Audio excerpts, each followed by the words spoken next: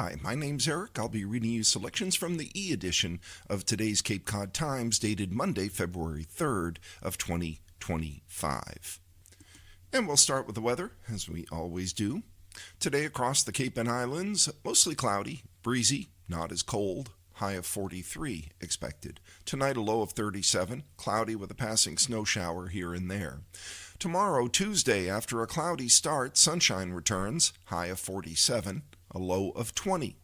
Wednesday, colder with periods of clouds and sunshine, high of 31, low of 21, gets chilly again. On Thursday, breezy with periods of rain, high of 44, a low of 36.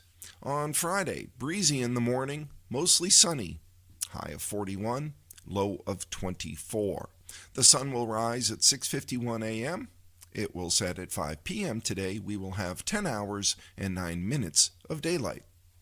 Now, heading to the front of the paper where the news and the lottery results are kept. And we read the lottery results because, well, somebody asked for them. If there's something you would like read to people who are blind or print disabled, you can email us at info@audiblelocalledger.org or call us at 508-539-2030 and we'll consider reading it. And if you miss any of the information that we share in our readings, you can always go to audiblelocalledger.org and click on the Listen tab and catch up on a week's worth of our newspaper readings. We also keep a wide variety of periodicals and literature up there in perpetuity, and our grocery guides are up there for savings. All of that's free for people who are blind or print disabled at audiblelocalledger.org, our fully disability-compliant website. For the latest lottery results, we go to the masslottery.com website. As the Cape Cod Times goes to press too early, and you ask for them, you deserve the latest results. So for the numbers game of Sunday, February 2nd of 2025, the midday drawing results were 2, 8, 4, 6. Again, the midday drawing yesterday of the numbers game, 2, 8, 4, 6. In the evening drawing of the numbers game last night, the numbers were 5, 2, 9, 7. Again, last night's numbers game results in the evening drawing, 5, 2, 9, 7. Mass cash results for Sunday, February 2nd, 5, 19, 20, 30, and 34. And Lucky for Life rounds out our lottery results for Sunday, February 2nd with 5, 6, 17, 27, and 36, with 12 the bonus number. Good luck to all who play, and remember us if you win. Now, from the cover of today's Cape Cod Times, the headline reads, Barnstable requests study for combined airport by Susan Vaughn. In a 7-5 vote, the Barnstable Town Council decided Thursday night to ask the state's development agency to study the idea of having a combined military and civilian airport at Joint Base Cape Cod. Council President Craig Tamish brought the proposed request from Mass Development for the Council's approval. In its letter to Mass Development, the Council said such a study should consider financial, legal, and environmental impact, the facility's operational capacity, any regional benefit, and if the idea has support from the public and JBCC. The Council also approved an amendment to the letter proposed by Councillor Felicia Penn to add the words economic development. The 5 members who voted against the study spoke about the perception the action could mean on the future of the existing Gateway Cape Cod Airport in Hyannis, as well as the cost of moving the airport. This airport, Gateway, isn't going anywhere, said Councillor Jeffrey Mendez, who initially said he would support the study but voted against it. If the airport is closed, he said the town doesn't have the money to pay the fines and repay the Federal Aviation Administration for grants and loans that amount to nearly $100 million. We can't afford to lose 1,700 jobs, Mendez continued, and noted the airport is profitable. Gateway Airport manager Katie Service, who was asked to speak before the vote was taken, said the airport's revenues have increased by 106% from $6.2 million to $12.8 million under her administration. In addition to the repayments to the FAA, she noted that Hyannis would have to purchase the airport's 639 acres if it closed. The airport's reserves are currently $13 million, she said. Service said several studies have been done on the current airport since 2000, and all found that moving it would be unfeasible. She said that if any other study were to be done, it should include all transportation on the Cape and that all 15 towns should be included. She added that moving the airport to Joint Base with its 9,500-foot runway would make it a Logan South. Citing good constraints of Gateway Airport, she said, "We don't want to be Logan South." Councillor Paula Schnepp, who voted against the study, said it preempts any discussion of the Gateway Airport by the council. She also was concerned that the loss of a municipal airport would have significant consequences to the town. Other no votes were by Matthew Levesque, Gordon Starr, and Seth Burdick. Councillor Charles Bloom questioned the effect of pursuing the study on the Airport Commission. "We don't want the Commission to feel we're working against them," he said. Although he said he was uncomfortable with the action, he voted for the study. Council Betty Ludke, who has been the strongest proponent for Joint Base Cape Cod combined airports, called the feasibility study an enormous opportunity to collect data and make better decisions. Councillor Chris Clark supported the study since it wasn't costing local taxpayers and said it may find data needed to put the issue to bed. The next headline reads, "Weather Tested. Longtime Cape manufacturer makes business crafting precise instruments," by Denise Coffey. Blair Nakula sat at his workstation at Cape Cod Wind and Weather, testing the accuracy of a wind speed instrument. With a wire hooked up to a drill press calibrated to spin at 1,800 revolutions per minute, the equivalent of 76.2 miles per hour, Nakula was doing one of his myriad jobs that he's been doing for more than 50 years, manufacturing and testing precision weather instruments. The soft-spoken Nakula is practiced in the art of detail. His workstation contains drawers full of tiny components, wires which he must cut to exact standards, a magnifying glass to ensure he measures, cuts, installs, and solders everything precisely. The 7 wind and weather instruments made at the company demand it. He has the hands of a surgeon, Carl Yvester, a new co-owner of the company, said on January 29th at the showroom and workshop at 189 Route 28. Nakula's colleague, Scott De Macedo, is equally fastidious and experienced. The men and their work are the basis for the company's longevity and reputation, Yvester said, and they were the most important part of the deal he and partner Paul Vasel negotiated when purchasing the company in September 2024 from owner Ron Meehan. Nakula and De Macedo will remain at the company as instrument makers. Founded in 1939 by father and son Aaron and David Davis, the company established patents on their wind speed and direction instruments, and then set out to build a line of instruments that would stand the test of time. Yvester calls it the oldest continuing manufacturer on Cape Cod. He and Vasel intend to keep the legacy company going and growing. Yvester owns New England Shutter Mills, a company that sells interior and exterior shutters. He's worked in the home building and remodeling business for years. Vasel has 30 years of experience in software sales, and together they intend to build relationships with dealers, add new ones to the mix, and continue the tradition of making handcrafted precision instruments.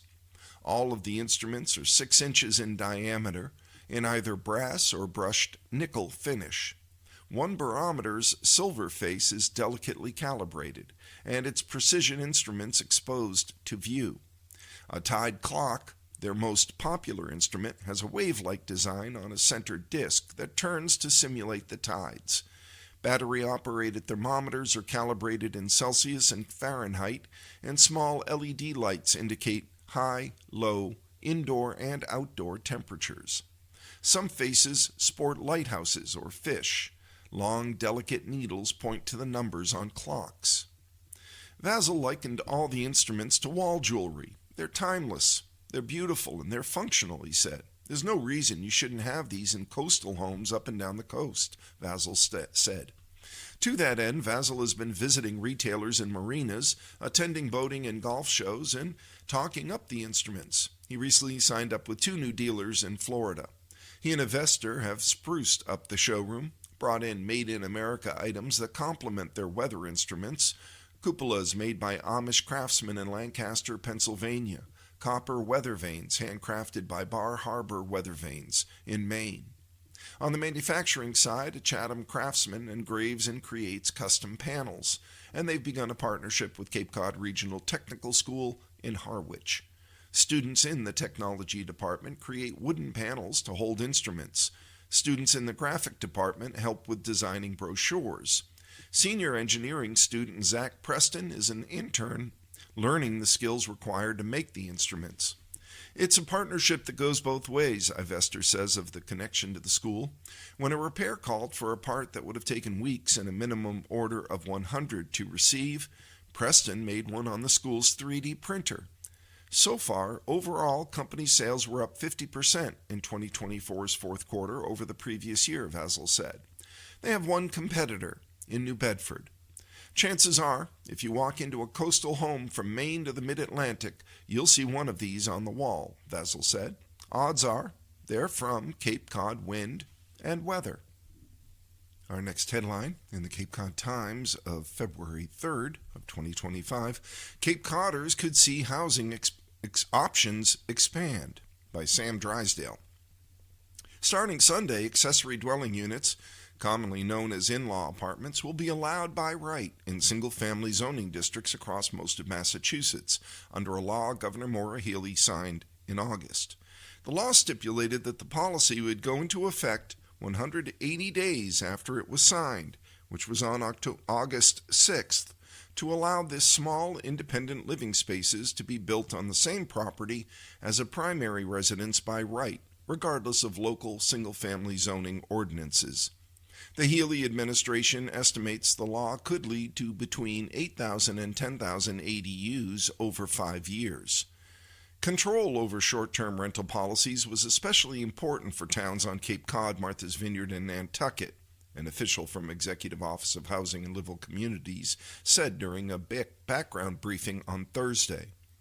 The tourism economy in the region has already turned a lot of the Cape and Islands housing into seasonal rentals and pushed full-time residents out. By allowing towns to restrict ADUs from being used mainly as short-term vacation rentals, the EOHLC official said that the Cape and Islands can focus on creating year-round housing opportunities for residents who actually live in their towns. The law applies to 350 municipalities in Massachusetts. Boston is exempt and is pursuing its own city-specific ADU policy. ADUs must have a separate entrance from the main house to qualify under the law and must be no larger than half the gross floor area of the principal residence, or 900 square feet, whichever is smaller. They can be internal, like converting a basement into an apartment, attached to a house by adding a new addition, or completely detached but on the same property. The state agency spent the last 6 months drafting more specific regulations to accompany the law, to allow cities and towns to impose reasonable restrictions and requirements. Those newly drafted regulations allow municipalities more control over site plan review, short-term rentals, and regulations concerning septic systems, how far back the buildings can be from the road, as well as the bulk and height of structures.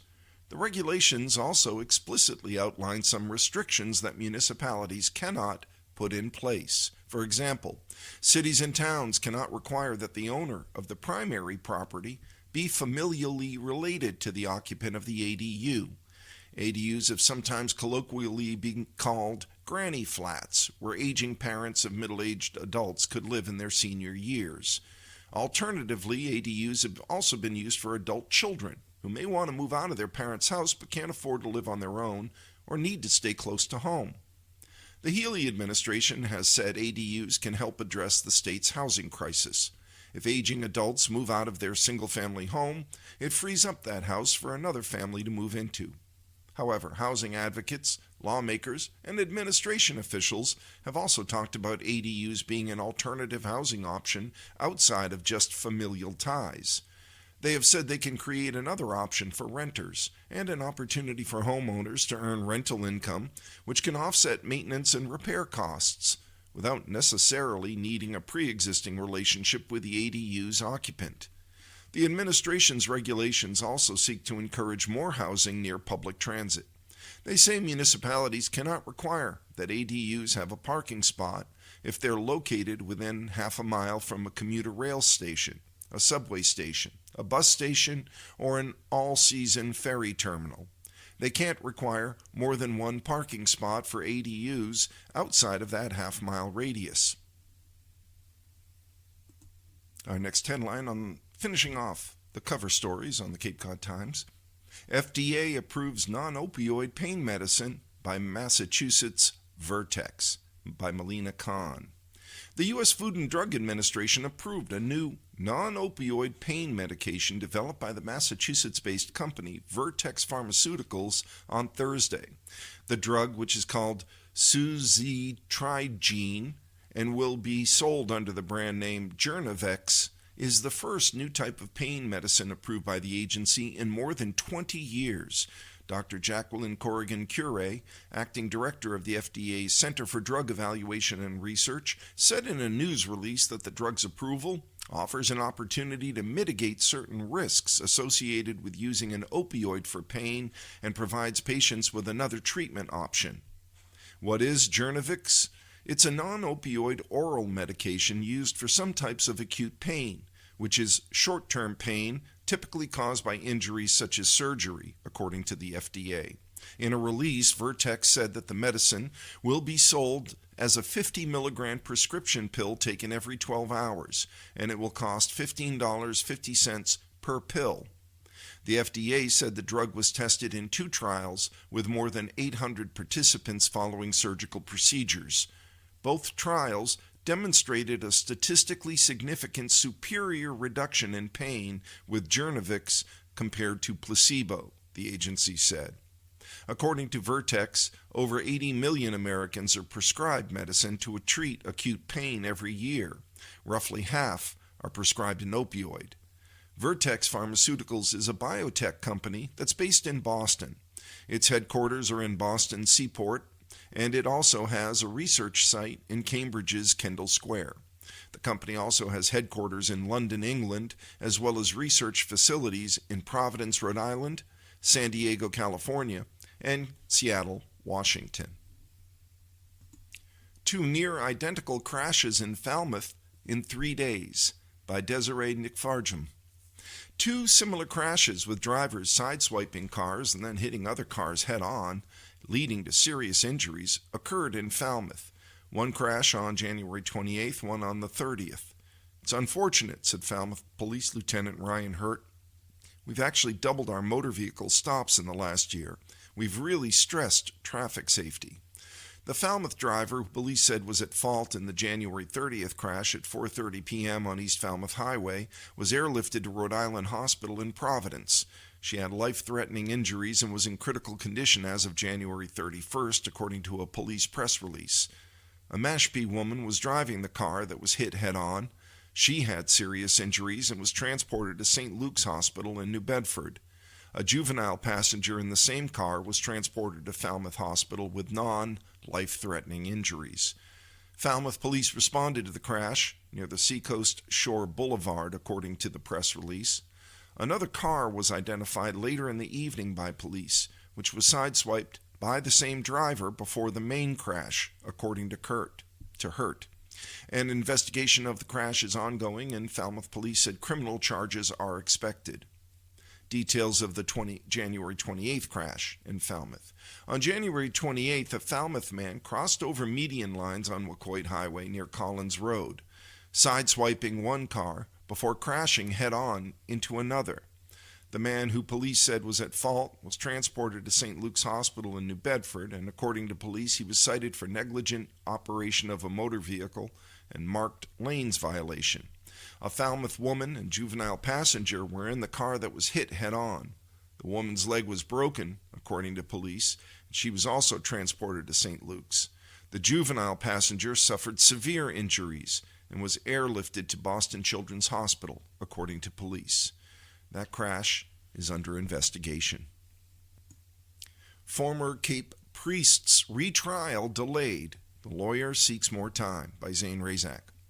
A former Cape Cod priest facing an assault charge is set to next appear in Barnstable Superior Court in March. In June, a jury found Mark Hession not guilty on 2 counts of rape alleged to have happened between 2005 and 2008. But the jury deadlocked on 1 count of indecent assault and battery on a child under 14 that was alleged to have happened in 2002. A second trial on that charge was expected to begin February 10th, but that date's now been vacated and is no longer on the court calendar. The defense needed time to review additional discovery, according to the Cape and Islands District Attorney's Office. A new trial date could be scheduled during the next status conference on March 20th, according to the court clerk's office. Hession, who served as the parish priest of Our Lady of Victory in Centerville from 2000 to 2014, pleaded not guilty to all charges stemming from his January 2021 indictment. During the first trial, which began in June, a 36-year-old man testified that he was sexually abused by Hession as a child while working on a science class project at the church. Hession was ordained in 1984. He served at 12 different institutions in the Cape and Fall River areas. In 2009, he delivered the homily at the funeral for U.S. Senator Edward Kennedy in Boston. He's been listed on a publicly accused list by the Roman Catholic Diocese of Fall River since 2021. This list includes religious leaders publicly named in media reports and by advocacy groups for alleged sexual abuse of minors. Hession has been on leave from active ministry since 2019 due to conduct deemed inconsistent with priestly standards, following complaints of inappropriate communications by parishioners at Our Lady of Mount Carmel in Seekonk. The next headline, $38,000 state grant to help expand Cape Abilities Farm by Denise Coffey. Cape Abilities is putting more than $38,000 in grant money to use at its farm operations on Route 6A in Dennis. Cape Abilities is a nonprofit serving people with disabilities on Cape Cod. They provide residential, therapeutic, social, and employment support services, pre-employment training, and transportation. The $38,441 from the Mass Department of Agricultural Resources Agricultural Food Safety Improvement Program will be used to buy a walk-in cooler, replace a storage shed for equipment, purchase new harvesting tools, bins for food storage and transporting, and hand-washing stations at Cape Abilities Farm in Dennis. The new cooler will be larger than the current rental unit. The nonprofit plans to expand its community-supported agriculture program and partnerships with local organizations, according to a January 28th press release from Marketing and Communications Manager Olivia Hall. The upgrades will benefit Cape Abilities program participants and vocational trainees, according to Hall. While the farm provides fresh, locally grown food to the community, it also provides skill-building opportunities for the participants and trainees. Farm Director Rachel Gillis called the funding a game changer. The farm is on 6A in Dennis, and it offers food, flowers, gifts, and plants in season. Moving to the Cape and Islands section as we keep it local, sea turtles rescued from Cape Cod beaches are released in Florida by Desiree McFarjum. 10 turtles rescued after stranding along the beaches of Cape Cod Bay were released into the Canaveral National Seashore in Florida on Tuesday afternoon, according to the New England Aquarium and Atlantic Marine Conservation Society. 5 loggerhead sea turtles and 5 Kemp's Ridley sea turtles received treatment for hypothermia-related conditions after they grew weak from the cold temperatures on Cape Cod, according to a press release. After being treated for a few months, they moved on to rehabilitation until they were ready to be released. Due to space limitations at the aquarium's rehab facilities, the 5 Kemp's Ridleys were transferred to the Atlantic Marine Conservation Society in New York, where they stayed until they were taken down to Florida. Once we get them stabilized and they're swimming full-time, we have to make room for other turtles coming in, said Adam Kennedy, who's Director of Research and Rescue and Rehabilitation at the New England Aquarium. Turtle rescues from Cape Cod and releases are a yearly occurrence. The Wellfleet Bay Wildlife Sanctuary monitors the beaches during the fall and winter months, searching for turtles that get stuck in the cold temperatures. When the sanctuary found these turtles, they transferred them to the New England Aquarium's Sea Turtle Hospital. The organization, Turtles Fly Too, transferred the turtles from their rehab facilities and passed them along to the Florida Fisheries and Wildlife Conservation Commission, who released them back into the ocean along New Smyrna Beach. Kennedy says the turtles will likely continue on to warmer waters, with the Kemps moving to the Gulf of Mexico and others staying along the Atlantic Ocean. The turtles have now been tagged, so if they find their way back to Cape Cod Bay, the aquarium will be able to identify them, said Kennedy. And from the photo shoot section, the journey, not the destination, often brings the best photos. I can't count how many times I've turned a bend in the road to find, am I really seeing this? Photo opportunities, by Steve Heslip. The midwinter routines are in place. Daily photo journeys always start the same, a scraping of the overnight precipitation from the windshield.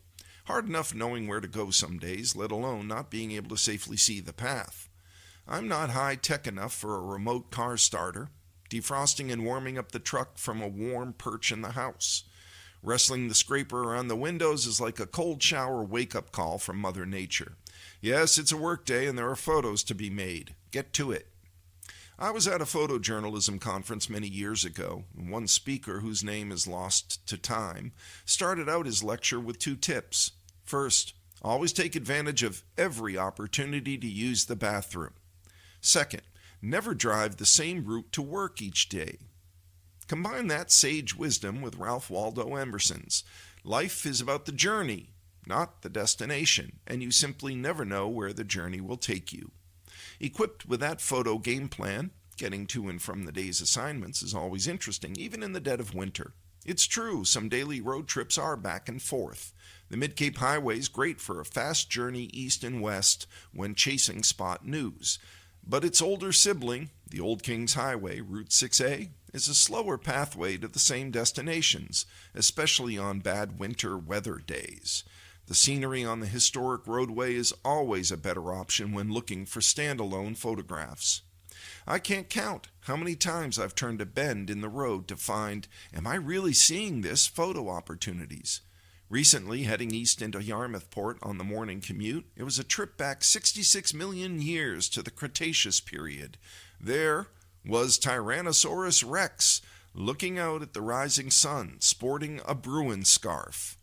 Most days, especially in winter, the journey is indeed more interesting than the destination. And we'll close with a different kind of local news, the obituaries and death notices. The first obituary listed in the Times is of Arthur William Neal, who passed at the age of 79 on January 29th of 2025. He is survived by his wife Nancy and many who will miss him dearly. Calling hours will be held on Saturday, this Saturday, February 7th, from 4 to 7 p.m. at the Nickerson-Bourne Funeral Home, 154 Route 6A in Sandwich. A memorial service will follow on Saturday, February 8th at 11 a.m. at Covenant Community Church at 360 Quaker Meeting House Road in East Sandwich. In lieu of flowers, the family kindly requests donations to either Covenant Community Church or Champ Homes. And remember, Arthur would love for you to step outside, take a deep breath of fresh air, and enjoy the beauty of outdoors. The next is a death notice of James T. Calparis.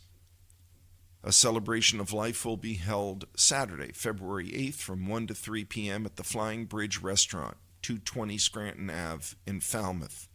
And the final obituaries of Elizabeth R. Bishop of Hingham, who passed on January 15th.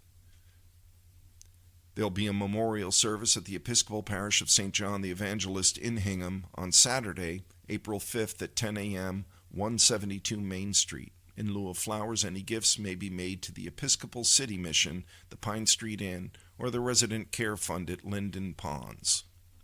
And with that, we've come to the end of our reading of the Cape Cod Times for today, Monday, February 3rd. This is your reader, Eric, saying be well, be safe, look after each other.